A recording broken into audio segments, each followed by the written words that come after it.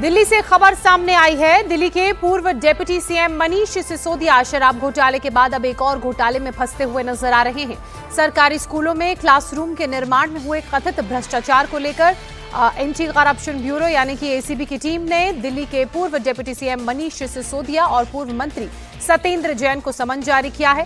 करीब 2000 करोड़ के इस कथित घोटाले में दिल्ली के 194 स्कूलों में 2400 नए कमरे बनाने में अनियमितता पाई गई थी, जिसके बाद एंटी करप्शन ब्यूरो ने मनीष सिसोदिया और सत्येंद्र जैन को तलब किया। सत्येंद्र जैन को 6 जून को एसीबी दफ्तर में बुलाया गया है, जबकि मनीष सिसोदिया को 9 जून को एसीबी के दफ्तर में पेश होने के लिए कहा गया है। तो वहीं अरविंद केजरीवाल के 2 करीबियों पर एंटी करप्शन ब्यूरो का जो शिकंजा है वो कसता हुआ नजर आ रहा है। और हैरानी की बात यह है कि जो मनीष सिसोदिया दिल्ली के सरकारी स्कूल की कायाकल्प करने के बड़े बड़े दावे किए करते थे, अब उन पर उन्हीं स्कूलों में क्लासरूम्स के निर्माण में घोटाले का बड़ा आरोप लगा है। और इन्हीं आरोपों के तहत 6 जून को सत्येंद्र जैन, जो दिल्ली के पूर्व मंत्री रह चुके हैं, और 9 जून को दिल्ली के पूर्व उप मुख्यमंत्री मनीष सिसोदिया ने एंटी करप्शन ब्यूरो के ऑफिस में समन किया है। मेरी सहयोगी अनामिका गौड़ इस वक्त हमारे साथ जुड़ चुकी हैं। अनामिका, आम आदमी पार्टी के लिए एक बार मुश्किलें फिर से बढ़ती हुई नजर आ रही हैं। 2 पूर्व मंत्रियों, जिनमें से एक पूर्व उप मुख्यमंत्री हैं, जिन्हें एसीबी ने दफ्तर में समन किया है।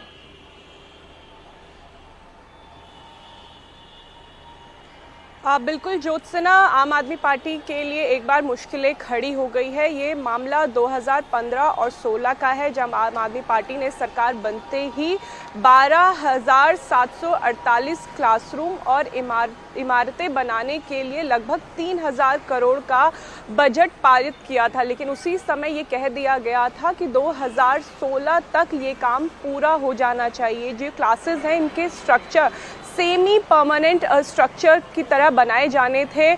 लगभग इसमें एक क्लासरूम में 5 लाख तक की लागत लगनी थी, लेकिन बढ़ते बढ़ते ये लागत 25 से 28 लाख तक चली गई। 3 अहम मुद्दे हैं जो सीवीसी की रिपोर्ट सामने आई है। उसमें पहला मुद्दा है कि जो लागत है वो बढ़ाई गई है।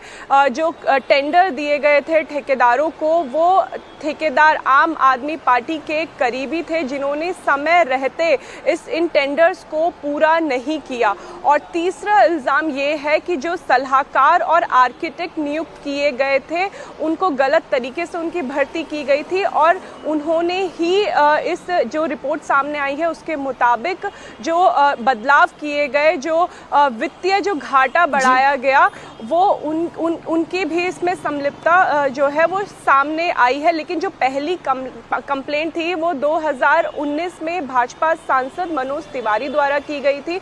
उन्होंने जोन 23, 24 और 28 के स्कूलों की कंप्लेंट की थी कि जो क्लासेस बनाई जा रही हैं, एक तो उनका काम पूरा नहीं हुआ है, दूसरा उनकी लागत बढ़ी है। उसके बाद ये कंप्लेंट्स का दौर बढ़ता गया। जो अभी के मंत्री हैं कपिल मिश्रा, हरीश खुराना जो अभी विधायक है, फिर उन्होंने इस मामले में कंप्लेंट की। सीवीसी की जांच हुई। 2020 में ये रिपोर्ट सामने आ गई थी, लेकिन 3 साल लगे इस रिपोर्ट को आगे बढ़ने में। अप्रैल में जो है एसीबी ने इस पे एफआईआर दर्ज की थी। और अब आम आदमी पार्टी की इस एफआईआर के बाद मुश्किलें बढ़ गई हैं। मनीष सिसोदिया और सत्येंद्र जैन दोनों को 9 और 6 तारीख को एसीबी ने अपने दफ्तर में पूछताछ के लिए बुलाया है। 200 करोड़ रुपए के घोटाले का ये मामला है, 2000 करोड़ का। बहुत शुक्रिया आपका तमाम जानकारी, तमाम अपडेट्स के लिए अनामिका।